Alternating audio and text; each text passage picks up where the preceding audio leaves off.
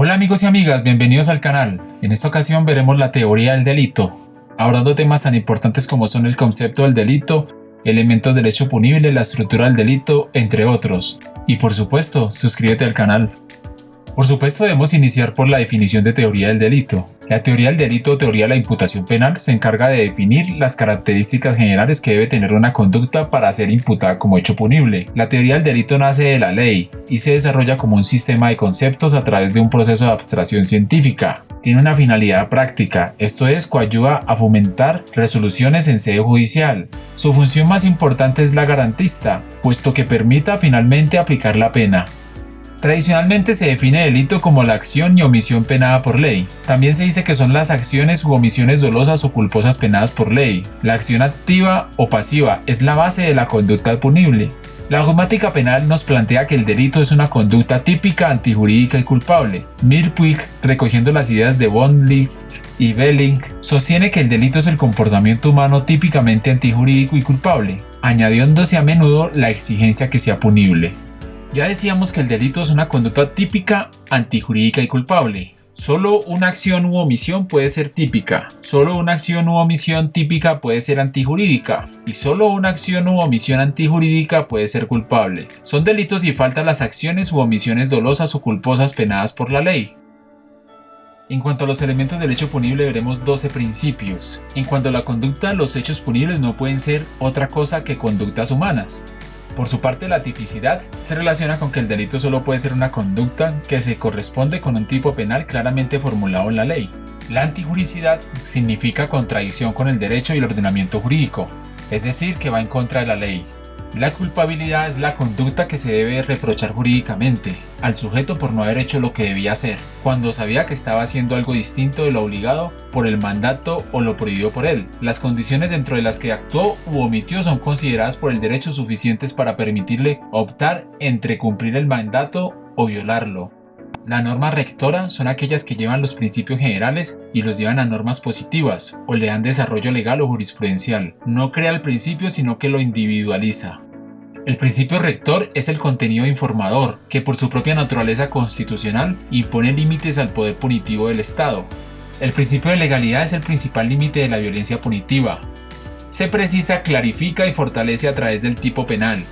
Entonces se constituye en una fórmula sintética que expresa el conjunto de límites que surgen del referido principio para circunscribir con absoluta precisión la conducta prohibida o mandada al respecto de la cual está enlazado el ejercicio del poder punitivo.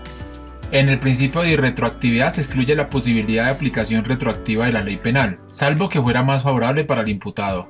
En cuanto al principio de taxatividad, este principio exige que la norma penal debe precisar al máximo posible la conducta prohibida y la sanción que es objeto de prohibición, a fin de evitar que la misma resulte arbitraria o excesivamente invasiva. El principio de lesividad o de protección de los bienes jurídicos u ofensividad nos refiere que para que una conducta sea considerada ilícita no solo requiere una realización formal, sino que además es necesario que dicha conducta haya puesto en peligro o lesionado un bien jurídico determinado. Esto significa que todos los preceptos penales deben proteger bienes jurídicos y que no se trata de que el Estado imponga una moral, una política o religión. Es decir, no debe recaer sobre la libertad del ciudadano y por ello se debe tutelar intereses colectivos de toda la sociedad, no de un grupo determinado. Por su parte, en el principio de culpabilidad, la pena requiere de la responsabilidad penal del autor, queda proscrita toda forma de responsabilidad objetiva.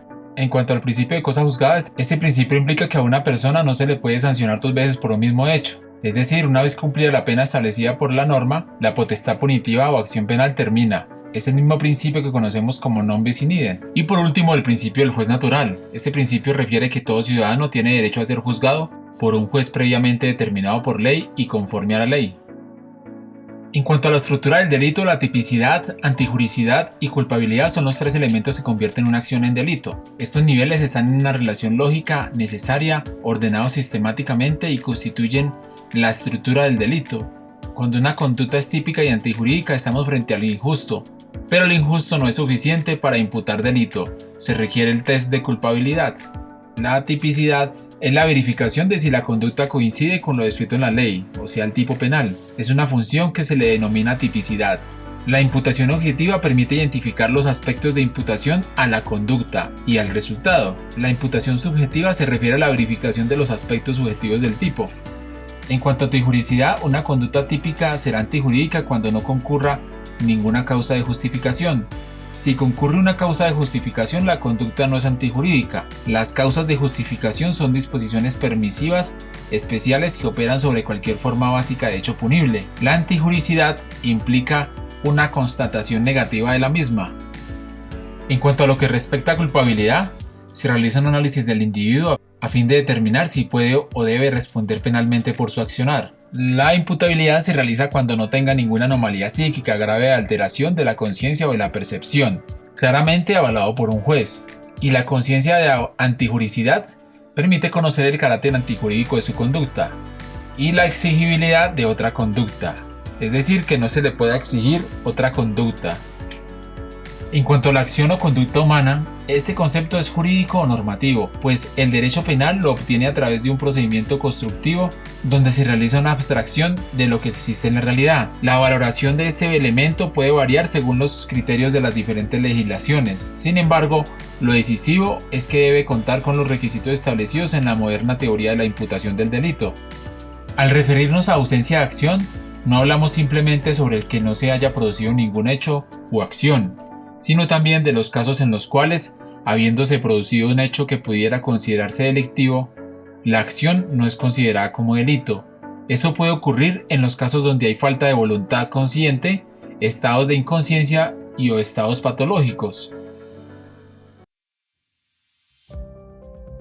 Muchas gracias por haber visto este video, por favor compártanlo y espero que se suscriban. Gracias.